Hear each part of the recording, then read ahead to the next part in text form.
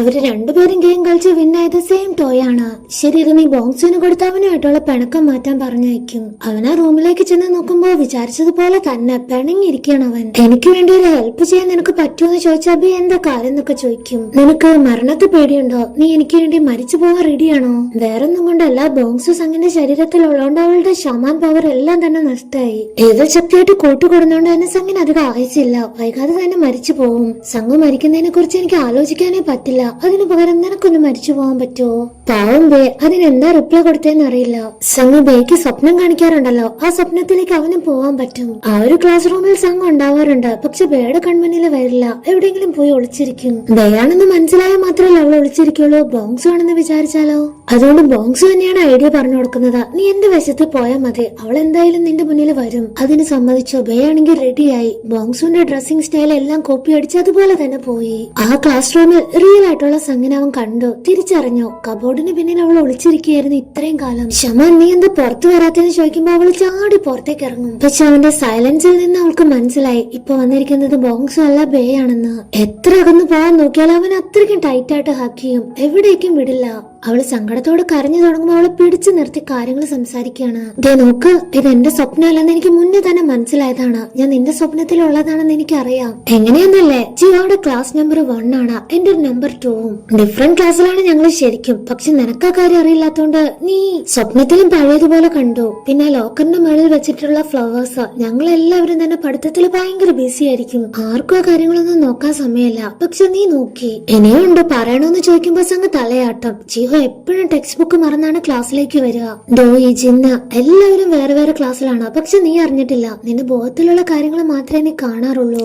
തുടങ്ങി ഈ ഒരു 4 വർഷം അവർക്കിടയിൽ വന്നിട്ടുള്ള എല്ലാ കാര്യങ്ങളും അവൻ പറഞ്ഞു കൊടുക്കും. ശരി, അതെല്ലാം പോട്ടെ, ഇത്രയും നാള് നിനക്ക് എങ്ങനെയുണ്ടായിരുന്നു? ഹാപ്പി ആണോ എന്ന് ചോദിച്ചാ ഈ 4 വർഷം അവൻ സംഗീനെ തേടി അലഞ്ഞുകൊണ്ടിരിക്കുകയാണ്. എത്ര ദിവസമായി അവൻ കരയണോന്നറിയോ? അതൊന്നും തന്നെ അവൾ അറിയിക്കില്ല. സന്തോഷമായിട്ടിരിക്കുകയായിരുന്നു എന്ന് മാത്രം പറയും. തിരിച്ച് നിനക്ക് എങ്ങനെയുണ്ടെന്ന് ചോദിച്ചാ എന്നും ബേനെ കാണുന്നുണ്ടല്ലോ, അവന്റെ പ്രസൻസ് അറിയുന്നുണ്ടല്ലോ, അതുകൊണ്ട് മാത്രം ജീവിതത്തിൽ കുറച്ച് സന്തോഷങ്ങൾ കിട്ടിയ ദിവസങ്ങളായിരുന്നു. അതൊന്നും അവളും പറയുന്നില്ല. ഹാപ്പി ആയിരുന്നു എന്ന് മാത്രം അറിയിക്കും. പക്ഷെ ആ ഒരു ചിരി, അതിലുണ്ട് എല്ലാ സത്യവും. അത് മനസ്സിലാക്കി ബേ ആണെങ്കിൽ സംഗിന്റെ അടുത്ത് മുട്ടുകൊത്തിയിരുന്ന് നിന്നെ ഒറ്റയ്ക്കാക്കിയതിന് ക്ഷമിക്കാൻ പറയാണ്. ഇനി അത് ഉണ്ടാവില്ല, സോറി. കരഞ്ഞുകൊണ്ട് തന്നെ അവളെ കിസ് ചെയ്യാണ്. ആ ഒരു കിസ് കുറച്ച് സെക്കൻഡ്സ് നീണ്ടു നിന്നു. അവിടെ നിന്ന് ബ്ലാക്ക് ഔട്ട് ചെയ്താ ഇവിടെ ഫ്ലവർ മാസ്റ്റർ ഭയങ്കര ടെൻസ്ഡ് ആയിട്ട് സംഗിന്റെ വീട്ടിലേക്ക് എത്തുവാണ്. കാരണം എന്താ, $10 million ആണ് യോംഹ ആളുടെ അക്കൗണ്ടിൽ ഇട്ടത്. അസിസ്റ്റന്റ് ലേഡിയും ഫോൺ എടുത്ത് ചെക്ക് ചെയ്യുമ്പോ ആളുടെ ഫോണിലും അത്ര എമൗണ്ട് തന്നെ ഷെയർ ആക്കിയിരിക്കുന്നു. ഇവള് ഈ പൈസയൊക്കെ തന്നിട്ട് എവിടെ പോവാ? അവള് വെറുതെ ഒന്നും ചെയ്യില്ല, അത് ഉറപ്പ്. എന്തോ ഒരു കാര്യമുണ്ട്.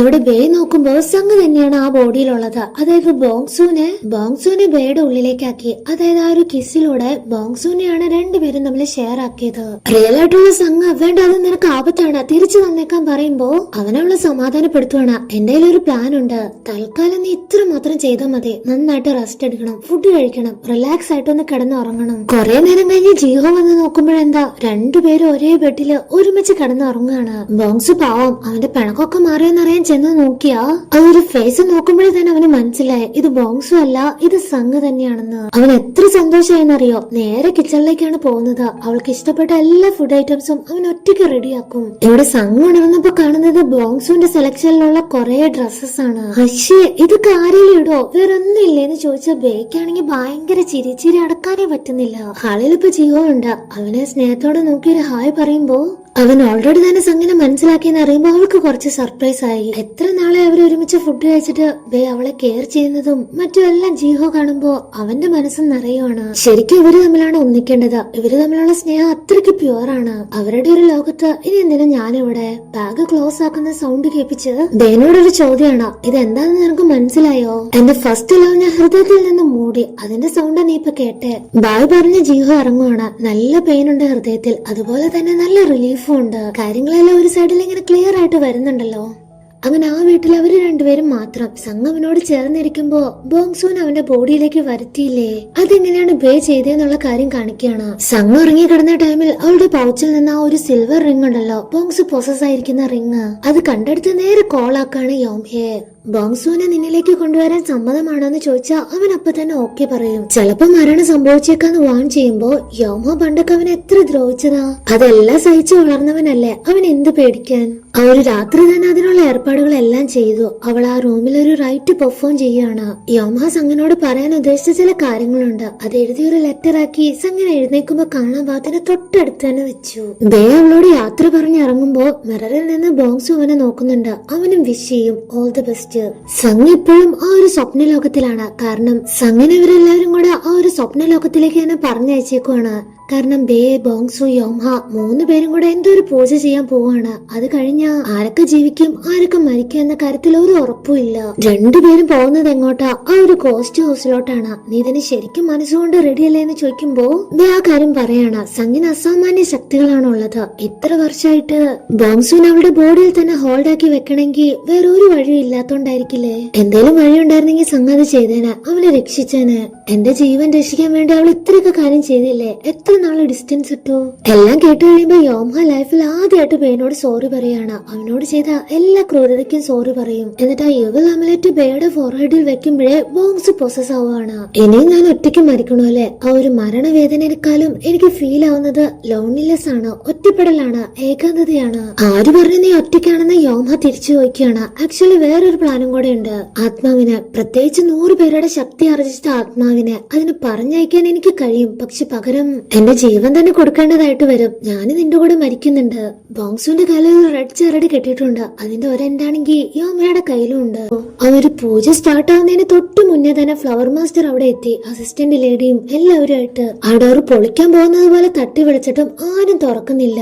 ഇനി റിച്വൽസ് എങ്ങാനും മുടങ്ങുമെന്ന് ഇപ്പൊ യോമയ്ക്കും ചെറുതായിട്ട് ഒരു ഡൗട്ട് വരികയാണ്. സോ ബോങ്സു അതിൽ ഇടപെടും. ഞാൻ ഏവൾ ഡയറ്റിയാണെന്ന് നീ മറന്നുപോയല്ലേ? കത്തിയെടുത്ത് കൈ മുറിച്ചു. ആ ബ്ലഡ് കൊണ്ട് എക്സ് എന്നൊരു സിമ്പിള് അതിൽ വരച്ചിട്ടു. അതിന് പവേഴ്സ് കിട്ടി. ഇനി ആരതില് തൊട്ടാലും കൈയോടെ കരിഞ്ഞു പോവും. അത് മനസ്സിലാക്കി ഫ്ലവർ മാസ്റ്റർ അവിടെ പേടിച്ചു നിൽക്കുമ്പോ അസിസ്റ്റന്റ് ലേഡിയാണ് ധൈര്യം കൊടുക്കുക. മാസ്റ്റർ, ഈ ഒരു സ്പെല്ലിനെ ഓവർകം ചെയ്യാൻ നിങ്ങൾക്ക് കഴിയും. നിങ്ങൾക്ക് അതിനുള്ള ധൈര്യമുണ്ട്. അതോടെ ഫ്ലവർ മാസ്റ്ററുടെ നേതൃത്വത്തിൽ ആ ഒരു റിച്വൽ സ്റ്റാർട്ടാക്കാൻ തന്നെ തീരുമാനിച്ചു. യോമയുടെ കയ്യിലുള്ള റെഡ് കളർ ടൈ ഉണ്ടല്ലോ, അത് കട്ട് ചെയ്യുമ്പോ ബോങ്സുവിനും യോമയ്ക്കും സെയിം ഒരേപോലെ തന്നെ മരണവേദന ഉണ്ടാവും. ആ 100 പേരുടെ ആത്മാക്കൾ അനുഭവിച്ച അതേ പെയിൻ ഇവരും അനുഭവിക്കണം. മന്ത്രങ്ങൾ ജപിച്ച വെള്ള വസ്ത്രം, അതിനെ ഷമാൻസ് സ്പെല്ല് യൂസ് ചെയ്ത് കീറി മുറിച്ച് വേണം ഇനി ആ ഡോറ് തുറക്കാൻ. ആ റിച്വൽസ് സ്റ്റാർട്ട് ആയപ്പോഴാണ് മനസ്സിലായത് ഫ്ലവർ മാസ്റ്ററുടെ പവേഴ്സ് ഒന്നും അത്രയ്ക്ക് പോരാ. അത് വെച്ച ആ ഒരു വൈറ്റ് ക്ലോത്ത് ഉണ്ടല്ലോ, അത് മുറിയുന്നതേ ഇല്ല. 1 by 1 ആയിട്ട് ടൈ കട്ടാക്കുമ്പോ യോംഹ ആൻഡ് ബോങ്സോ 2 പേരുടെ വായിൽ നിന്ന് ബ്ലഡ് വരെ വന്നു. ഇപ്പൊ റിയൽ ആയിട്ടുള്ള ബേ എവിടെയാണെന്നറിയോ? ആ ഒരു സ്വപ്നത്തിലേക്ക്. അതായത് അവൻ എവിടെയാണോ ബോങ്സു പ്രോസസ് ആവുമ്പോ ഉണ്ടാവാറുള്ളത് ആ ഒരു സ്ഥലത്ത് തന്നെ. അവിടെയുള്ള 2 പേരും ഇവനെ തന്നെയാണ് നോക്കുന്നത്. ബേക്ക് നേരെ തോക്ക് ചൂണ്ടിക്കൊണ്ട് വരുമ്പോ ഇതൊന്നും റിയൽ അല്ല, നിങ്ങളെ ഷൂട്ടായാലും ഇവിടെ ആരും മരിക്കാനും പോകുന്നില്ല. ബോങ്സു, അതാരാണെന്ന് എനിക്കറിയില്ല. നിങ്ങളിൽ ആരാണെങ്കിലും അവന്റെ റിയൽ നെയിം എന്താന്ന് ആരെങ്കിലും ഒന്ന് പറയാവോ? അങ്ങനെ ഒരുപാട് സമയം കഴിഞ്ഞു പോയി. ഇപ്പൊ നേരം വെളുക്കാറായി. ഫ്ലവർ മാസ്റ്റർ ആണെങ്കിൽ ആ ക്ലോത്തിന്റെ പാതി പോലും മുറിച്ചിട്ടില്ല. മാത്രമല്ല ആ ഒരു ഇവളുടെ ശക്തി കാരണം ഒത്തിരി ടയർഡായും പോയി. എപ്പിസോഡ് ഫസ്റ്റിൽ സംഗ് ആണെങ്കിൽ അവളുടെ ആഗ്രഹം മൊത്തം ഡങ്ജോന്റെ അടുത്ത് ഷെയർ ആക്കില്ലേ? കോളേജിലൊക്കെ പോയിട്ടുള്ള ഒരു നോർമൽ ലൈഫ് എനിക്ക് വേണ്ടെന്ന് പറഞ്ഞപ്പോ ആളാണ് അഡ്വൈസ് കൊടുത്തത്. മറ്റുള്ളവരിൽ നിന്നും വ്യത്യസ്തമായിട്ട് ഗോഡ് അനുഗ്രഹിക്കുന്നവർക്ക് മാത്രമേ ഷമാന്റെ പവേഴ്സ് കിട്ടൂ. നിന്നെ ദൈവം അനുഗ്രഹിച്ച കാര്യം നീ ഒരിക്കലും മറക്കരുതെന്ന് പറയുമ്പോ സംഗ് ആ സ്വപ്ന ലോകത്തിൽ നിന്ന് പുറത്തു കടന്നു. കണ്ണു തുറന്നു. ശരിയാ, ഞാനൊരു ഷമാനാണ്. എനിക്ക് ചുറ്റുമുള്ളവരെ ഞാൻ വേണം സേഫ് ആക്കാൻ. പെട്ടെന്ന് കാണുന്നത് യോംഹ വെച്ച ലെറ്റർ ആണ്. അവൾ അതെടുത്ത് വായിച്ചു നോക്കും. ഷമാൻസിന്റെ പവേഴ്സ് ഈവൽസുമായിട്ട് കൂട്ടുകൂടിയ നഷ്ടാവും. എന്റേതും പോയി. ഇപ്പൊ നിന്നെ വിട്ടും പോയി നിന്റെ പവേഴ്സ്. 7 സ്റ്റാർ ഡയറ്റിയുടെ അനുഗ്രഹമല്ല പോയത്. ഇനിയുള്ള ജീവിതം സങ്കടപ്പെടാതെ നീ ഇരിക്കണം. ഞാനത് മാത്രമേ ആഗ്രഹിക്കുന്നുള്ളൂ എന്ന് പറയുമ്പോ അവൾ ഇപ്പോഴാണ് പൂജാമുറിയിൽ ചെന്ന് നോക്കുക. വർഷങ്ങളായി ആ ഒരു ദീപം അണഞ്ഞു പോയിട്ട് മനസ്സിന് എത്ര വേദനയുണ്ട്. അതേപോലെ ഇപ്പൊ കരഞ്ഞോണ്ട് പ്രേ ചെയ്യാണ്. എനിക്ക് അവരെ രക്ഷപ്പെടുത്തണം, എന്നെ സഹായിക്കണം. പവേഴ്സ് ഒന്നും ഇല്ലാതെ എനിക്കൊന്നും ചെയ്യാൻ പറ്റില്ല എന്ന് അവള് കരഞ്ഞ് കേണ അപേക്ഷിക്കുകയാണ് ദൈവത്തിന് മുന്നിൽ. ഇവിടെ ബോങ്സോ എത്രയൊക്കെ പറഞ്ഞാലും അവനൊരു കുഞ്ഞല്ലേ, കഷ്ടപ്പെടുവാണ് ആ ഒരു പെയിൻ സഹിക്കാൻ വയ്യാതെ. അപ്പൊ യോങ്ങയാണ് പറയാ, ഏവൽ സ്പിരിറ്റ് ഇങ്ങനെയൊക്കെയാണ് മരിക്കുക, നല്ല മരണം ഒരിക്കലും അവർക്ക് കിട്ടില്ല.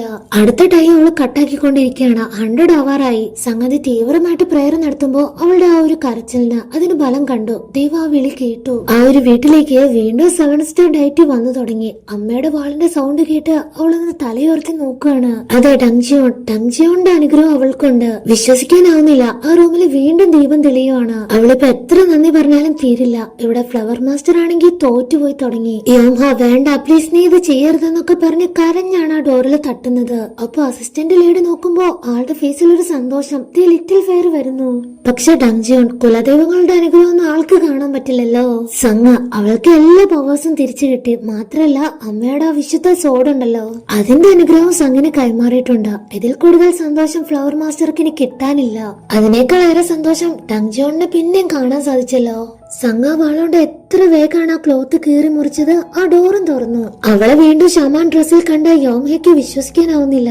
അടുത്ത സെക്കൻഡ് തന്നെ ടൈ കട്ട് ചെയ്ത് രണ്ടുപേരെയും മോചിപ്പിക്കുകയാണ്. ഇവിടെ ബേയാണി അവിടെ നിൽക്കുന്നവരോട് അപേക്ഷിക്കുകയാണ്, നീ നിന്റെ റിയൽ നെയിം പറഞ്ഞാലേ ഇനി നമുക്ക് എന്തെങ്കിലും ചെയ്യാൻ പറ്റൂ. നേരെ ബോങ്സുന്റെ അടുത്തേക്ക് പോവാണ്. നീ നിന്റെ റിയൽ നെയിം പറഞ്ഞാലേ ഇനി എന്നെ കൊണ്ട് എന്തെങ്കിലും ചെയ്യാൻ പറ്റൂ.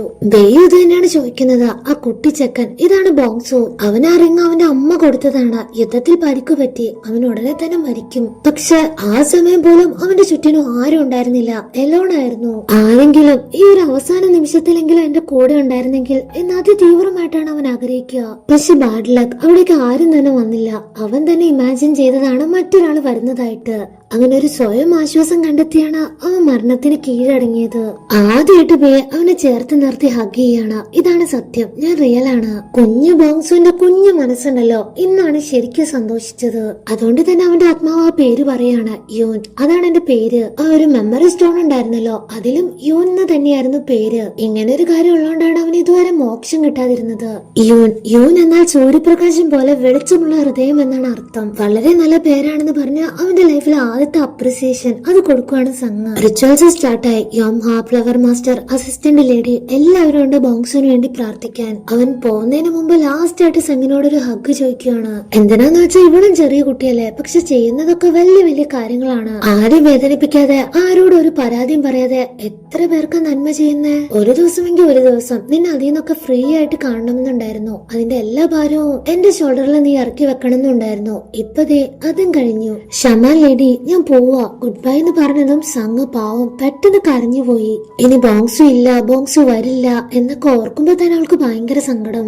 എന്നാലും സന്തോഷമായിട്ട് യാത്ര പറഞ്ഞു. ബേനെ അവൾക്ക് തിരിച്ചു കിട്ടി.